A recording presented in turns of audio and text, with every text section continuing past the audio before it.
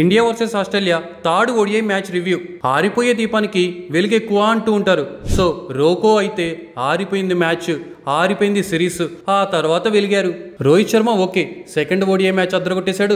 Third ODI మ్యాచ్లో సెంచరీతో ramp ఆడిచ్చేశాడు. విరాట్ కోహ్లీ థర్డ్ ఓడిఐ మ్యాచ్లో ర్యాంపేజ్ కింగ్ కోహ్లీని చూసాం. కుమార్ సంగాకర గారి రికార్డ్ని కూడా బ్రేక్ చేసేసాడు విరాట్ కోహ్లీ. ఫైనల్లీ రోకో ఫ్యాన్స్కి అయితే మస్తు హ్యాపీ అని చెప్పొచ్చు. ఎందుకంటే రోకో అలా ఆడుతుంటే గ్రిజ్లో వాళ్ళిద్దరూ ఉంటే ర్యాంపేజ్ అనిపించింది. కానీ రోకోని మళ్ళీ చూడాలి అంటే మనం ఇంకొక 30 రోజులకి పైగా వెయిట్ చేయాలి, నవంబర్ 30 వరకు. ఎందుకంటే already test cricket format, T20 cricket ఫార్మేట్లో రిటైర్మెంట్ ఇచ్చేశారు కదా. సో ఇంకా సౌత్ ఆఫ్రికాతో జరగబోయే ఓడిఐ మ్యాచ్ నవంబర్ 30 ఉంది.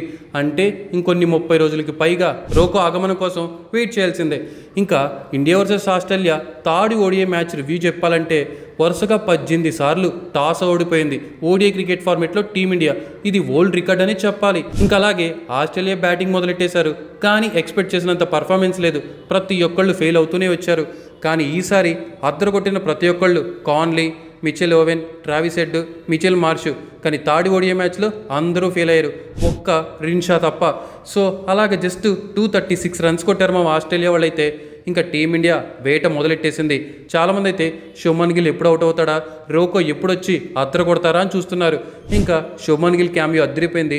ఇంకా రోహిత్ శర్మ, విరాట్ కోహ్లీ మొదలెట్టేశారా బాబు. సిడ్నీ చూస్తుంటే అక్కడ అద్దరిపోయే గూస్ బంప్స్ మూమెంట్ ఏంటంటే టెస్ట్ క్రికెట్ ఫార్మేట్లో విరాట్ కోహ్లీ రిటైర్మెంట్ ఇచ్చింది, ఆ లాస్ట్ వెన్యూ ఆడింది అక్కడే. కానీ ఓడిఐ ఫార్మేట్లో కూడా ఇస్తాడని భయం ఎక్కువైపోయింది. అండ్ సిడ్నీలో Virat Kohli entry goose bumps.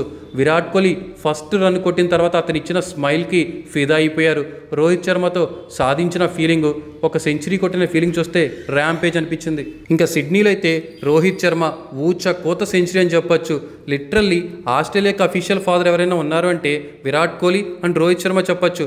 ఎందుకంటే మోస్ట్ ఓడిఐ 100s పై విజిటింగ్ బ్యాటర్ ఇన్ ఆస్ట్రేలియా 6 సెంచరీలు చేసి రోహిత్ శర్మ 33 ఇన్నింగ్స్లో 5 సెంచరీస్ వేశాడు. విరాట్ కోహ్లీ 32 ఇన్నింగ్స్లో 5 సెంచరీస్ వేశాడు. కుమార్ సంగాకర 49 ఇన్నింగ్స్లో. ఇంకా అలాగే most ODI 100s against opposition మీద విరాట్ కోహ్లీ శ్రీలంకపై 10, విరాట్ కోహ్లీ వెస్టిండీస్పై 9, విరాట్ కోహ్లీ వెస్టిండీస్పై 9 సెంచరీలు. అండ్ సచిన్ టెండూల్కర్ ఆస్ట్రేలియాపై 9 సెంచరీస్.